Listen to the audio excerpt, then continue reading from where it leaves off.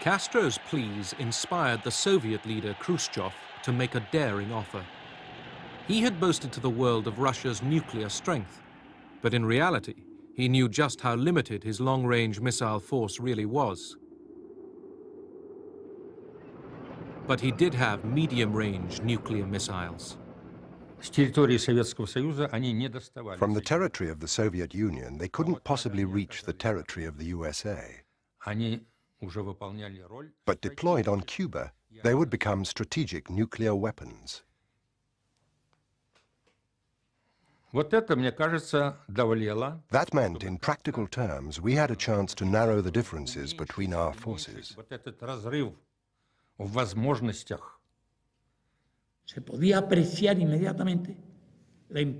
I immediately appreciated the strategic importance of the presence of those missiles in Cuba.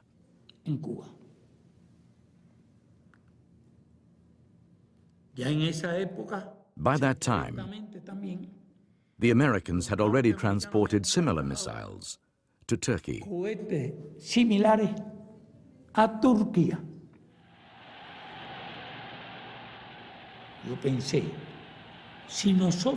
I thought, if we expected the Soviets to fight on our behalf, to run risks for us, and even involve themselves in a war for our sake,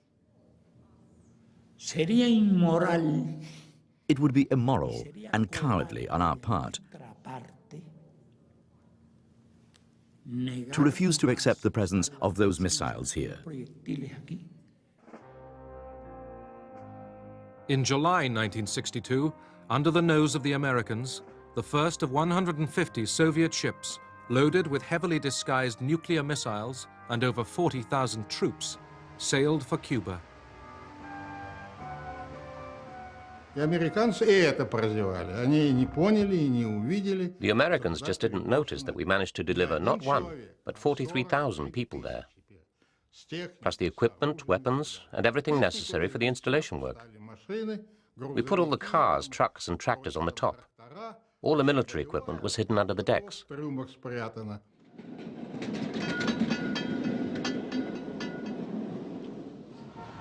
CIA agents in Cuba reported that Russian troops and missile trailers had been seen in the streets of Havana. Washington dismissed the reports as rumor.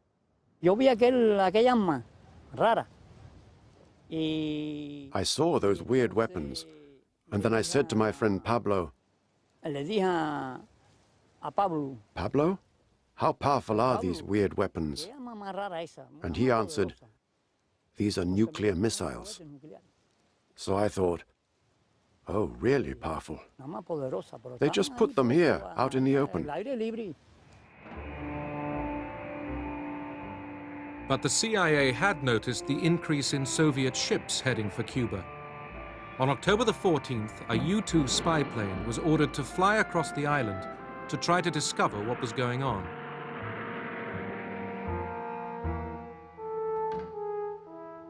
The next morning, the Photographic Interpretation Center in Washington started analyzing the pictures that the U-2 had taken.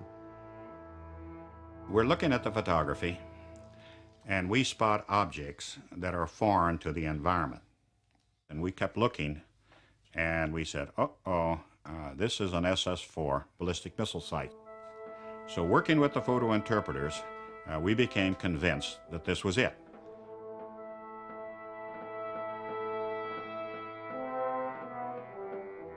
The Soviets had never put any nuclear weapons outside the Soviet borders. And we didn't think they'd do it, you know. The truth of the matter is that it never dawned on us that they would take that kind of risk. At 8:45 a.m. on October the 16th, the CIA informed Kennedy that without any doubt there were Soviet missiles in Cuba.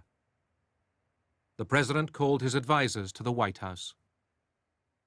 We didn't spend a great deal of time wondering why the Soviets were doing this, because why they had done it, for whatever reason they had done it in a surreptitious way, lying to the United States through a variety of messages and messengers that they were only putting defensive weapons into Cuba, and those weapons constituted a clear and present danger to our security.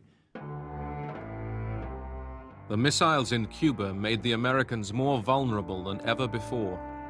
The Russians were so close, they could strike without warning. The first strike would have knocked out all the American air bases, bomber bases, all the American missile bases, and all American cities except Seattle, which was out of their range. But Washington, D.C., New York City, Dallas would have all gone under the hammer. We talked about the possibility of an airstrike, which was at one time or another almost everybody's first choice upon first thought, to knock out the missiles. We talked about an invasion of Cuba, which was always the preferred choice of the right wing, go in and take Cuba away from Castro and rid the island of communism, while at the same time getting rid of these missiles. A diplomatic approach, either bilaterally or through the United Nations. A blockade or quarantine, as it later came to be called. No decision was made at that first meeting, but if a vote had been taken there, airstrike was probably #1 on everybody's list.